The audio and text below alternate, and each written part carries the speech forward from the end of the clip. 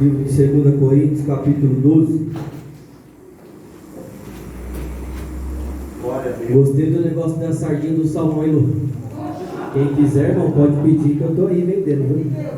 Pode procurar aí. Tem sardinha, tem salmão, entre outros pescados aí. É saúde, né, Deus? É vida. Amém, irmão? Amém. Quantos estão felizes nessa noite? Diz amém. Quem achou a palavra de Deus? Amém. 2 Coríntios, capítulo 12. O título é A Visão Celestial e o Espinho na Carne. Verso 1. Em verdade que não convém gloriar-me, mas passarei as visões e revelações do Senhor. Conheço um homem que em Cristo, que há 14 anos, se no corpo não sei, se fora do corpo não sei, Deus o sabe, foi arrebatado até o terceiro céu. E sei que tal homem, se no corpo ou se fora do corpo, não sei, Deus o sabe, foi arrebatado ao paraíso e ouviu palavras inefáveis de que ao homem não é lícito falar. De um assim me gloriarei eu, mas de mim mesmo não me gloriarei, senão nas minhas fraquezas. Porque se quiser gloriar-me, não serei nesto, porque direi a verdade, mas deixo isso para que ninguém cuide de mim mais do que em mim vê ou de mim ouve.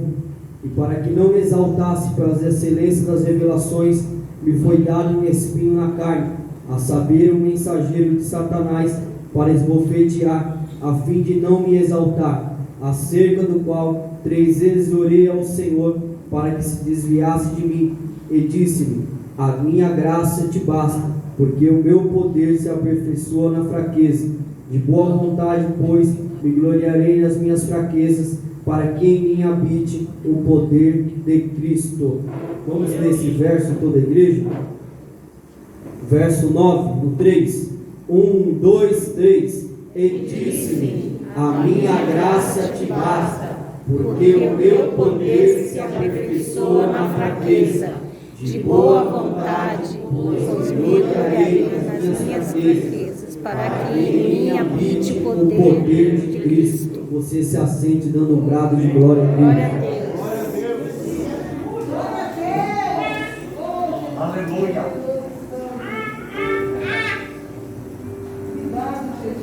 Meu Deus.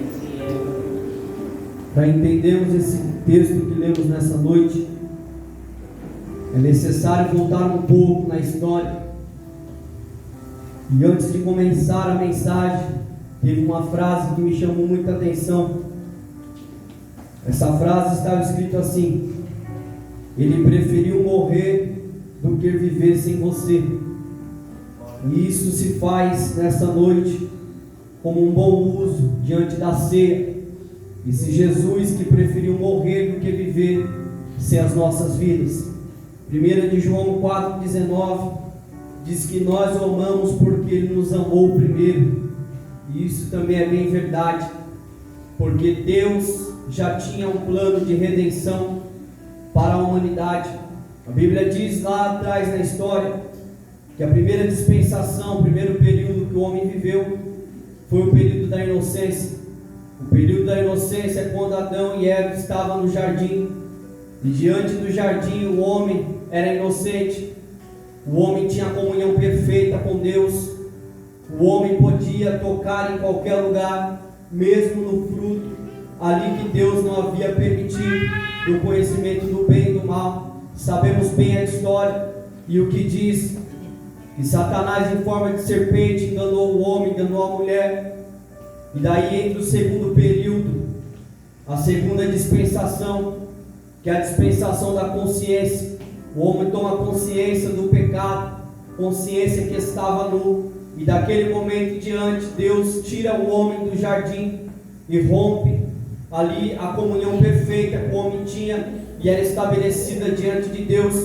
A Bíblia diz que o terceiro período vai se iniciar como um período do governo humano. Deus dá autoridade ao homem para governar sobre a terra. Mas você se lembra, o homem governando sobre a terra, vai chegar um tempo que o homem vai querer construir a torre de Babel. A Bíblia diz que o homem tão ganancioso, querendo chegar até o céu, começa a construir a torre de Babel. Só que o homem não sabia, meus irmãos, e Deus iria ensinar ao homem que para chegar até a Deus não se chega subindo, mas para chegar até a Deus se chega descendo, assim como Maria fez. Mas o homem ainda não sabia, constrói aquela torre de Babel, e ali não tem como dar o acesso. Deus vem e confunde as línguas daquele povo, e assim, meu irmão, se passa mais um período. O quarto período, a quarta dispensação, é a dispensação das promessas. A Bíblia diz que se inicia com Abraão, Isaac e Jacó, a era patriarcal, e todos nós conhecemos. A quinta dispensação, o quinto período, é o período da lei mosaica estabelecida por Moisés. A sexta dispensação, ou sexto período, é o período da graça na qual nós estamos vivendo. A sétima dispensação vai se findar no milênio. Mas eu quero nessa noite pregar sobre a graça de Deus. Mas para chegar até lá, vamos entender como que estava o povo, como que se passou a história de tudo isso que eu citei, em todos esses períodos, onde Deus pegou diante de Noé e depois recomeçou tudo de novo. O homem mais uma vez começa com a decadência espiritual, e se ali, meu irmão, se voltar contra os princípios, parâmetros e aquilo que Deus havia estabelecido. Mas Deus é tão amoroso, Deus tem um amor tão infinito, que Deus, Ele nunca vai, meus irmãos, criar alguma coisa e deixar de lado. O homem sim, às vezes cria, às vezes fala e não cumpre com o que fala, mas o que Deus cria, o que Deus fala, Deus cumpre. E Deus não podia deixar o homem de lado. Deus precisa criar este plano, colocar em ação, melhor dizendo, o plano de redenção, para poder então aproximar novamente o homem de Deus. E é isso que Deus vai fazer. Deus vai olhar para a terra e não vai achar um justo, não vai achar ninguém que poderia cumprir um só sacrifício,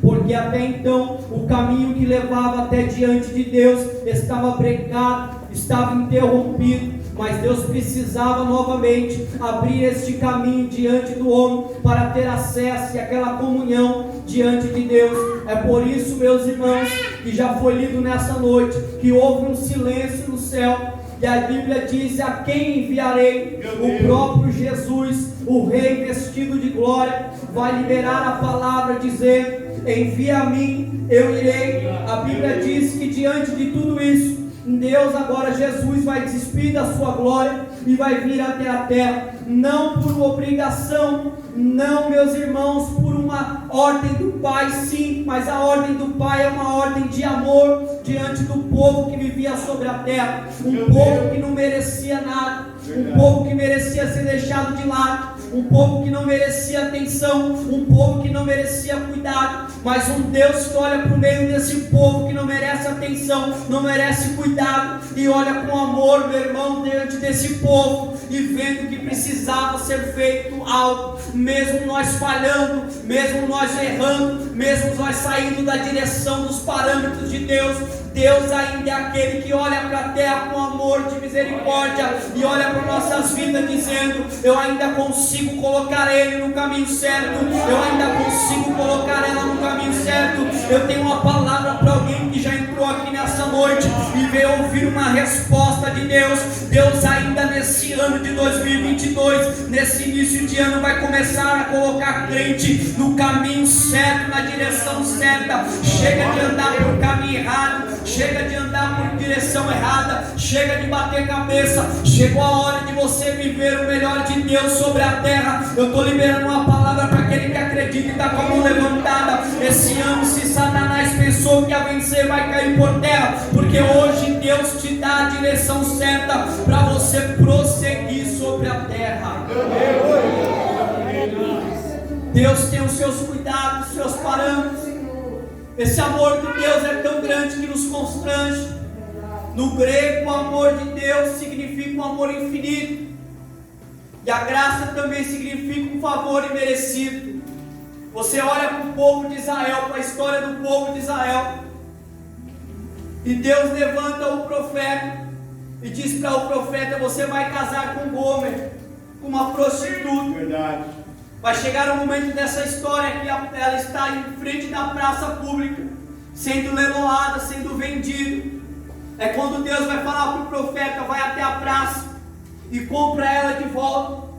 Ele fazia cerca, ele preparava tudo, só que ela fugia, saía. Quando o profeta compra ela de volta, o profeta está sentindo aquela sensação nele. Aí Deus vai virar para o profeta e vai dizer: agora você está pronto para profetizar, porque agora você está sentindo o que eu estou sentindo. O povo de Israel é desse jeito: de manhã me adora, mas de noite está lá com os deuses, de noite está lá na idolatria. Ei, meus irmãos, Deus nunca vai dividir a adoração dele com ninguém, entenda isso. Ou adoramos somente ao Deus vivo que nós servimos, ou não adoramos a Ele, porque Deus, Ele quer adoração exclusiva. E Deus não abriu mão do povo de Israel. O povo pecava, saía dos caminhos, e Deus vinha de uma maneira.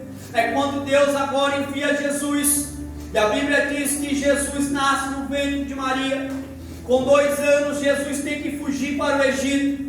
Com 12 anos Jesus está dentro da sinagoga, dando um show de Bíblia em todo o mundo. Com 18 anos Jesus inicia o serviço na carpintaria de seu pai José. Só que é interessante que Jesus vai trabalhar na carpintaria e vai trabalhar com os materiais que lá na frente ele seria crucificado. Eu fiquei prestando atenção nisso. Trabalhou com martelo, trabalhou com prego, que lá na frente seria crucificado. Mas aos 30 anos de idade, havia um doido pregando no deserto, com pele de camelo, roupas, comendo mel silvestre, e pregava e anunciava: está vindo um aí que é maior do que eu não sou digno de desatar as alpargas dos seus pés. Está vindo um aí maior do que eu, importa que ele cresça e que eu diminua. Se convertermos ao Senhor, ele pregava sobre arrependimento. Ele falava: Herodes, não é lícito possuir a mulher do teu próximo. E quando ele ia anunciando, ia pregando, os seus discípulos iam ouvindo, e João continuava batizando no Rio Jordão. É quando um belo dia Jesus começa a caminhar nas margens do Rio Jordão. Logo João se depara ali com a cena e avista Jesus de longe. E logo João vai liberar uma palavra e vai dizer: eis aí o Cordeiro de Deus que tira o pecado do mundo. Era João Batista dizendo: está vindo um novo acesso, está vindo um novo caminho, está vindo de novo a solução para a humanidade. Ei, meu irmão, o diabo pode querer brecar o caminho, mas Deus sempre vai abrir um novo caminho para deixar o seu povo diante da tua presença. Você pode glorificar esse Deus nessa noite. O caminho foi fechado, mas Ele abriu um novo caminho para que nós pudéssemos estar aqui nessa noite. Jesus é batizado. O Pai brada no céu e diz: esse é o Filho amado, a quem me comprazo, a quem eu amo. O Espírito Santo, em forma corpórea, pousa sobre Jesus. A Trindade está em ação. Só que daí em diante, Jesus inicia o ministério, começa a pregar e falar da sua morte. Jesus pregava e falava: eu sou a porta, aquele que entrar por mim entrará, sairá e encontrará pastagem. Jesus disse: assim como a serpente levantada por Moisés no deserto, assim também importa que o Filho do Homem seja levantado, para que todo aquele que nele crê não pereça, mas tenha a vida eterna. Jesus pregava, avisava. Jesus disse: esse templo será derribado, mas ao terceiro dia ele será edificado novamente. Jesus dava sinais, Jesus pregava, anunciava sobre a sua morte. Mas um belo dia, meus irmãos, quando Jesus está orando no Getsemane, no momento mais agoniante que eu creio no ministério de Jesus, que Jesus podia revogar, Jesus podia voltar atrás, não, Jesus foi mais adiante e continuou orando ao Pai. Aquela agonia começou a tomar conta do corpo de Jesus, que diz a Bíblia que ele suava gotas de sangue. Momento de agonia que Jesus começou a passar, mas Jesus foi até o final. Jesus estava ali, e quando voltou da oração pela segunda vez, a Bíblia diz que chega Judas, chegam soldados com cacetetes, e ali então vai levar a Jesus preso. Jesus vai ser vendido, e a Bíblia diz que daí para frente começa o sofrimento, começa os momentos difíceis da caminhada dolorosa de Jesus. Começa a imaginar aquela cena que, enquanto nós assistimos um filme Paixão de Cristo, se aquela cena já nos comove, já mexe conosco, imagine, meu irmão, quem estava presente vendo o sofrimento de Jesus. Jesus agora é sendo levado, interrogado. A Bíblia diz que vão começar a bater no rosto de Jesus, vão colocar uma coroa de espinhos sobre a sua cabeça. A Bíblia diz que vão chicotear a Jesus, vão começar a lançar sorte com as suas vestes, vão começar a debochar de Jesus, um Jesus que despiu da sua glória, um Jesus que não precisava passar por isso, mas ele cumpriu a vontade do Pai e começou a caminhar, levando aquela cruz, meus irmãos, e a caminho do Gólgota, do Monte Caveira. Jesus começou a levar a cruz, e a cruz começou a ficar pesada. Diz a Bíblia que Simão Cirineu começou a ajudar a Jesus, e pegou aquela cruz para ajudar a caminhar. Eu quero te dizer que no momento mais difícil da sua vida, no momento de mais agonia que você estiver passando, Deus sempre vai levantar um Simão Cirineu para te ajudar. Deus sempre vai ajudar alguém para te colocar de pé, para te dizer: filho, vamos até o final, a caminhada ainda não acabou. Eu estou liberando uma palavra para alguém aqui que precisa nessa noite. É noite que Deus nos trouxe aqui para nós dizer neste ano de 2022, nessa primeira Santa Ceia, é um ano que você vai precisar de força para caminhar, força para prosseguir diante desse ano, e a força nessa noite está em Deus, está em quem nós servimos. Ei, meu irmão, recebe força e graça de Deus, mas salvando vidas.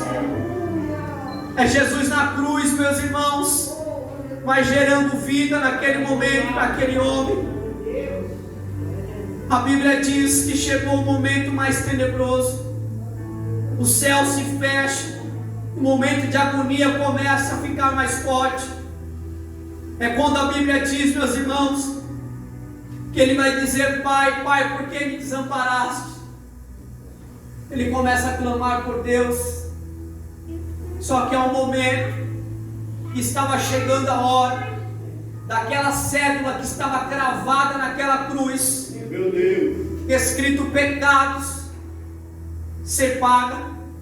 É quando Jesus vê o momento, e eu vejo muitos falando: a morte venceu Jesus. Não, a morte não venceu Jesus, eu te provo.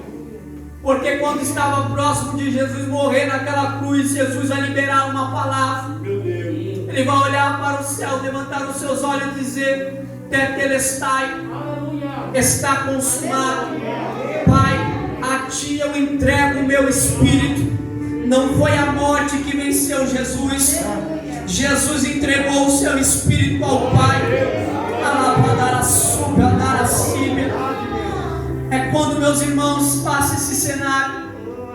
Havia a promessa no terceiro dia que Jesus iria ressuscitar. Logo disseram: coloca a pedra no sepulcro. Eu sempre vou citar isso nessa pregação.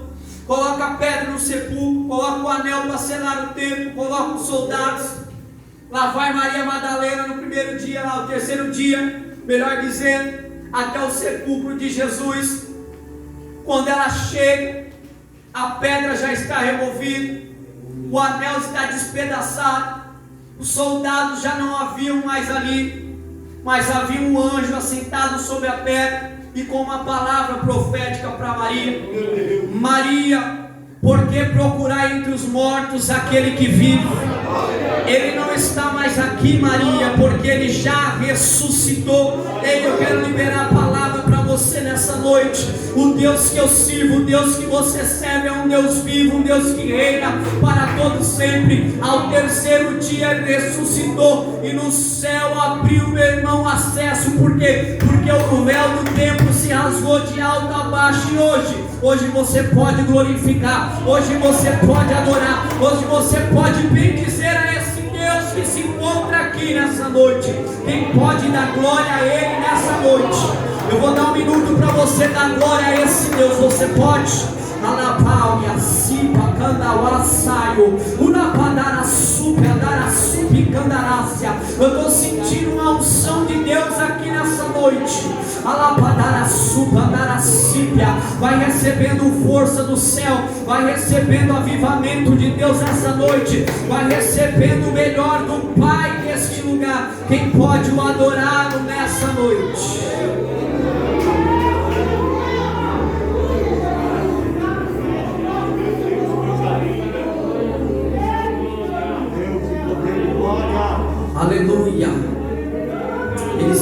encontra aqui nessa noite, meus irmãos.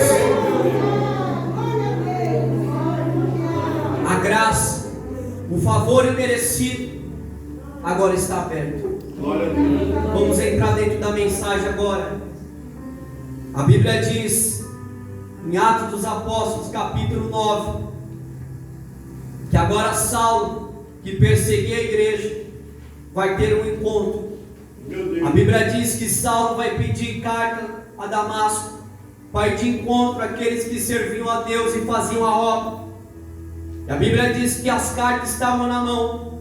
Quando Saulo está indo no caminho, vai bradar uma luz e uma voz que vai dizer: Saulo, Saulo, por que me persegue?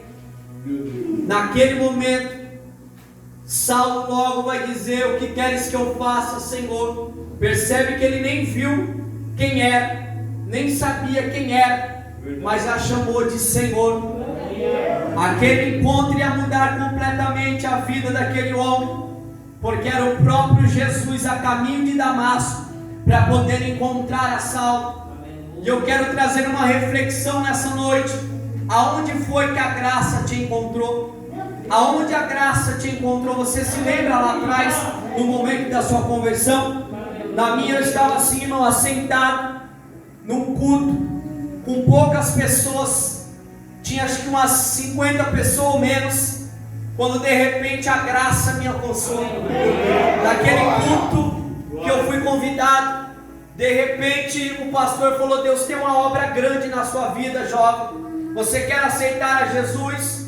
Você quer aceitar a graça? Quer ter um encontro com Jesus? E naquele dia, naquele culto, um pouco tímido, eu pedi perdão a Jesus e aceitei a Ele.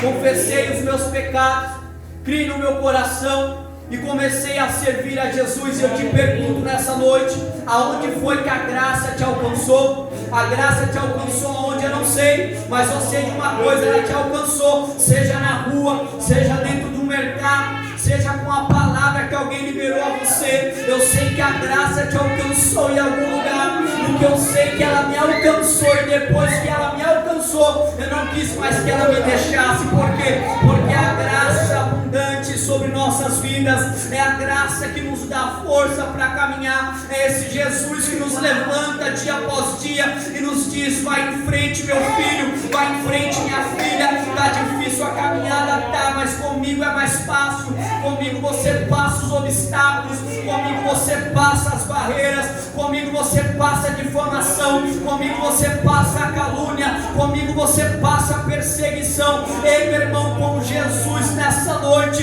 você passa o que vier sobre a terra. Então a palavra que eu tenho para liberar para você nessa primeira ceia é essa: não largue Jesus Cristo por nada nessa terra, porque já foi dito, não esperamos mais nada desse mundo, de governo, de nada, mas o que esperamos vem do alto, vem do céu, vem do reino de Deus nessa noite.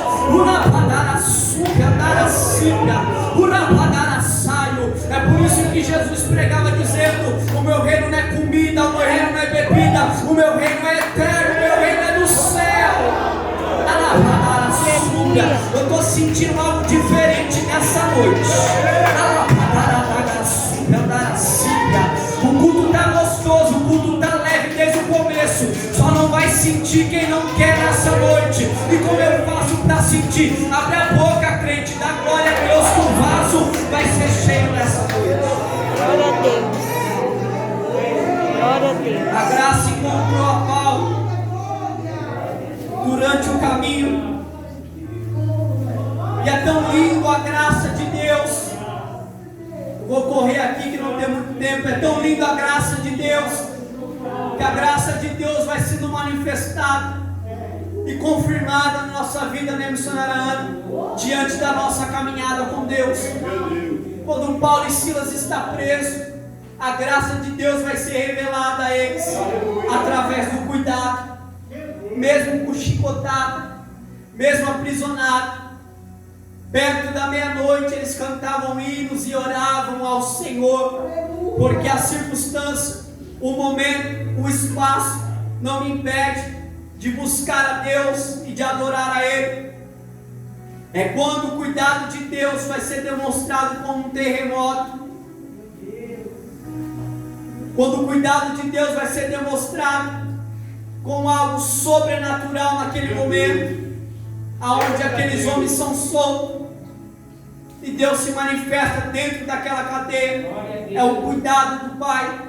Só que Paulo vai ter a caminhada com Cristo, e no começo da conversão de Paulo, Jesus diz para Ananias: pode deixar ele vir, porque ele vai ver quanto é padecer por meu nome. Meu Deus! Ele é um vaso escolhido meu. Glória a Deus. Tem gente que prega que servir Jesus você vai mudar completamente a sua vida. Não é isso, irmão. Você vai mudar muitas vezes o seu caráter, a sua conduta, o seu modo de vestir, o seu modo de falar, o seu modo de andar. Mas as circunstâncias, os problemas, as dificuldades vão surgir para todo mundo.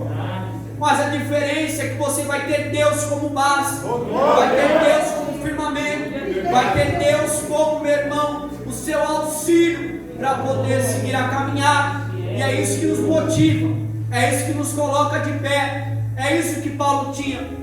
E a Bíblia diz que Paulo agora vai começar a um debate com os falsos mestres. E Paulo debatendo, vai chegar um momento que ele vai começar a falar do seu ministério. E Paulo vai dizer no capítulo 11, no verso 24: eu recebi dos judeus 5 quarentenas de açoite menos 1. 3 vezes fui açoitado com vara, 1 vez fui apedrejado, 3 vezes sofri naufrágio, 1 noite e 1 dia passei no abismo, em viagens, e muitas vezes em perigos de rios, em perigos de salteadores, em perigos da minha nação, em perigo dos gentios, em perigo da cidade, no deserto, no mar, em perigo entre os falsos irmãos, em trabalhos, em fadigas, em vigílias, muitas vezes em fome e sede, em jejum, e muitas vezes em frio e nudez, além das coisas exteriores que me oprimem a cada dia, o cuidado de todas as igrejas. Quem enfraquece, que eu também não enfraqueça, quem escandaliza, que eu também não me abrace. Se convém me gloriar, eu acho isso lindo nessa noite, convém me gloriar no que diz respeito à minha fraqueza. Meu Deus! Paulo podia se gloriar na roupa que ele vestisse, como hoje em dia muitas pessoas se gloriam, no carro que anda, na casa que tem, no diploma que tem, Meu Deus! na posição que tem, na empresa, entre outros lugares, no dom espiritual, no louvor, na pregação. Mas Paulo preferiu se gloriar na fraqueza. Meu Deus! Isso é muito lindo, presbítero Valdo, porque Paulo entendia a comunhão, entendia o Deus que ele servia. E você quer ver porque ele se gloriava na fraqueza, para nós terminar e já ceiar. Ele se gloriava na fraqueza, porque foi dado um espinho na carne de Paulo. Paulo pediu, orou ao Senhor que tirasse esse espinho. Aqui é um grande debate teológico, não vou entrar nesse contexto aqui, mas não sabemos, claro, qual era o espinho na carne de Paulo, mas sabemos que ele tinha algo que incomodava ele. Ele orou a Deus para que tirasse, mas Deus não tirou o espinho da carne de Paulo. Mas Deus liberou uma palavra para Paulo dizendo: Paulo, eu não vou tirar o espinho da sua carne, mas fica tranquilo, porque a minha graça te basta, porque o meu poder se aperfeiçoa na sua fraqueza. É quando eu estou fraco aí que eu estou forte. Porque quer ver o crente buscar, é quando o crente está fraco, porque ele sabe que ele depende de Deus. E nessa noite Deus te trouxe aqui para te dizer: não é feio estar fraco, não é feio, meu irmão, estar meio assim abalado na fé. O que é feio, meu irmão, é você não depender de Deus, é você não reconhecer quem é Deus. Nessa noite Deus está liberando a palavra para alguém dizendo: a minha graça te basta, a minha graça é maior do que esse espinho na carne que você tem. A minha graça é maior do que as dificuldades, a minha graça é maior do que isso que você está vivenciando. Recebe nessa noite força de Deus nesse lugar. Quantos precisam de força de de Deus nessa noite. O amor de Deus está sendo liberado nessa noite. O amor infinito, o amor imensurável, o amor que não muda independente da situação, está te abraçando nessa noite, dizendo: fica tranquilo, porque nesse ano você vai viver os meus cuidados diante da minha presença. Quantos acreditam nessa palavra nessa noite? Aleluia. O segredo é nessa noite, irmão, não sair dos pés de Jesus. Se coloque de pé nessa noite. Você pode até entrar fraco no culto, mas você vai sair forte. Porque quando você tem um encontro com a graça, um encontro com Jesus, você sai fortalecido. Eu vou orar rapidinho e já vou passar para o pastor. Feche seus olhos nessa noite. Soberano Deus e eterno Pai, Senhor Deus, assim como Paulo, Senhor, viveu